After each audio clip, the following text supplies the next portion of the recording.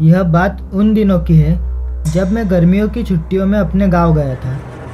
मेरे गांव पहुंचने के कुछ ही दिनों बाद मेरे मामी को लड़का हुआ।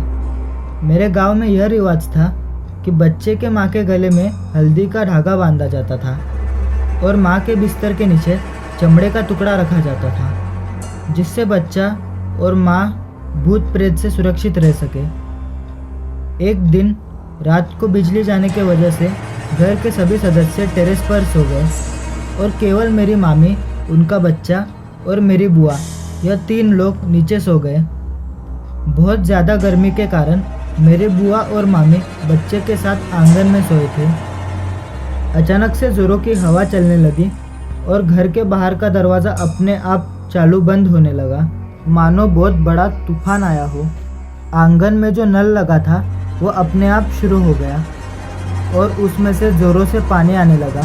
तभी बुआ बोली कि नल अपने आप कैसे शुरू हो गया। बुआ के तो कुछ समझ में ही नहीं आ रहा था कि ये क्या हो रहा है।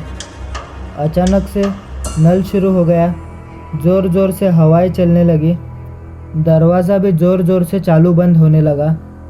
मेरे बुआ ने मेरे मामी से कहा कि शायद नल खुल गया है, मैं उसे बंद करके आती हूँ। तभी मेरे मामी ने मेरे बुआ को रोक लिया और कहा कि लेटे रहिए, मुझे कुछ ठीक नहीं लग रहा। उसी दौरान उन दोनों की बोलती बंद हो गई। वे दोनों भी अपने मुंह से एक शब्द भी नहीं बोल पा रहे थे जिससे वो ऊपर सोए लोगों को बुला सके। दोनों का शरीर बिल्कुल भारी हो गया था, जैसे मानो उनका पूरा शरीर सूज गया हो और मेरे मामी को ऐसा लग रहा था जैसे उनका कोई गला दबा रहा हो। मेरे बुआ ने उठ के दरवाजे के ओर देखा तो उन्हें एक महिला दिखाई दी। उस महिला ने श्वेत कपड़े पहने हुए थे और वो धीरे धीरे उन तीनों के ओर बढ़ रही थी। उस महिला के बाल बहुत लंबे थे और जैसे जैसे वो महिला बुआ की तरफ बढ़ रही थी वैसे वैसे बुआ की धड़कन और ज़ोर से बढ़ रही थी, परंतु वो कुछ बोल नहीं पा रही थी। वे चाहती थी कि वो ज़ोर ज़ोर से चिल्लाए और ऊपर सोए सभी लोगों को नीचे बुलाए, परंतु उनका मुंह इतना ज़्यादा सूज गया था कि वो कुछ बोल भी नहीं पा रही थी। कभी कभार ऐसा होता है कि हम ज़ोर ज़ोर से चिल्लाना चाहते हैं पर हमारे मुंह से एक आवाज़ नहीं निकलती।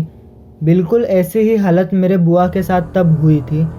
मेरे बुआ बताती है कि वे बहुत ज़्यादा चिल्लाना चाहती थी और सभी ऊपर सोए लोगों को बुलाना चाहती थी, पर वे अपने मुंह से एक शब्द भी नहीं निकाल पा रही थी जिससे वो ऊपर सोए लोगों को बुला सके। उन्होंने अपने आंखें बंद कर ली और भगवान को याद करने लगी। धीरे धीरे उनके पैरों के और हाथों के ऊपर की सूजन कम होने लगी। वे अब अच्छा महसूस कर रही थी और वे बोल भी पा रही थी। उन्होंने सबको ज़ोर ज़ोर से चिल्लाकर नीचे बुला लिया। भगवान का नाम याद करते ही वो बुरी शक्ति भाग गई और सब कुछ शांत हो गया।